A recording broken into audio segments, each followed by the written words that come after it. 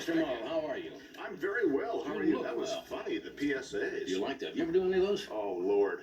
Everybody gets those to do, and Yeah. we do a certain amount. The worst thing was when I was promoting my show that I can't mention on another network, there were things like, hi, this is Martin Mull. It's really fun in life, but measles are no fun for some people. That kind of thing where you have to bring it way down, or something. But a death in the family can ruin your Sunday night. That kind of. So how's the show going? All right. I think it's iffy right now. I don't think we have to pick out a stone, but I don't think we have to pick out furniture either. So. Well, you've been through this before, haven't you? First series ever. Well, that's right. Of course, the other one went on to Fernwood tonight.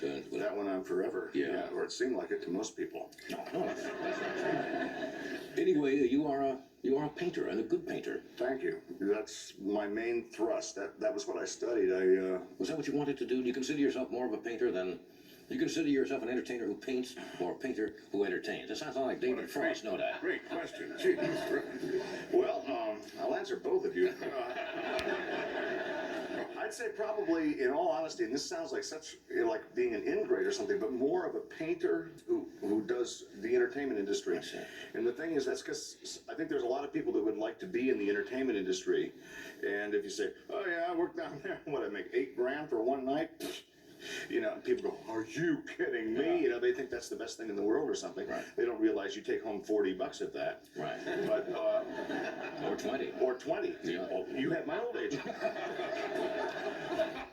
But it's the idea that every painter I know has to have a day gig.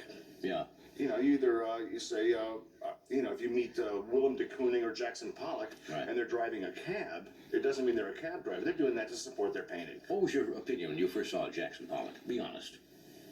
Now, he's recognized now as one of the great abstract, and it brought that formal painting. But, when you first saw it, you like abstraction? I do. Yeah. It's not what I do at all, but I can appreciate it for its formal. Because people always look at something and say, what is it? And it is what it is, right? It is what it is. That's about it. Yeah. And either enjoy it or you don't. Yeah. Does that make sense? No, I'm really enjoying this. Is this great entertainment? This is really cool. I'm glad to come back. Well, that's true, though. That's the only way to put it. It is what you perceive it to be. Right. Well, Jackson Pollock was a guy who just dripped. That's right. He just threw paint and dripped. You've seen it. How many of you seen it? Jackson Pollock? He hangs in the Metropolitan, Well, you can see he's doing well. He's the best known of them. Yes. He's not hitting percentage. But I like it. I like it a lot, but I pursue my own kind of thing. If I came to you and said, Martin, and forget that we know each other. Okay. We'd be looking for a deal. I said, Martin, I want to buy one of your paintings. Say couch size. I always like people who buy couch size paintings. Right. You ever see those ads in the paper? Beautiful couch size painting. Like you go get something to match the couch. Nothing over $19.95. That's right. Couch size. What would the price range would we be discussing? I don't want to embarrass you, and be the. Well, first of all, you make it so personal that obviously the first instinct would be, honest to God, Johnny, really, you can have it for free. Okay. Now, if Ed came, What would it cost me? Ed, we're talking. What do you make a year? Talking about world-class money here? Yeah, we're talking world. The paintings go. I'll tell you something interesting about pricing paintings, and something I just remembered a while ago. When I was in art school, I was a dormitory monitor, which meant you handed out the sheets on Wednesday night and made sure nobody burned their room, that kind of thing. And for that, you got a few bucks off of your tuition and a place to stay. And there was a lovely little person there. There was a Japanese fellow who was making beautiful etchings, and I thought, well, this is great. The guy's 19 years old. Doesn't have 5 cents to his name. He's done this wonderful etching. I've got $25. I'm going to get this son of a gun. Right. So I said, I'll have that. I'd like to buy that for $25. He goes, oh, no. He said, you are asking for my treasure. You must give me your treasure.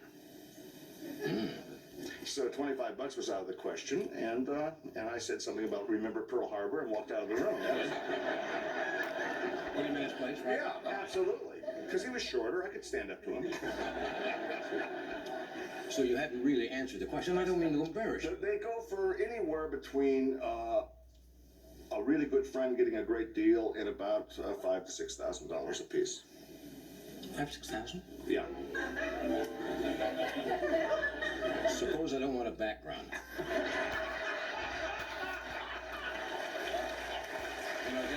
No, Scott. no sky, and forget the sofa size, Chair size. chair size type of thing. No sky, no background, and one coat. Well, I got an ottoman size with no frame. You Okay, interested? let's talk about that. We'll take a break. We'll be back here to Art.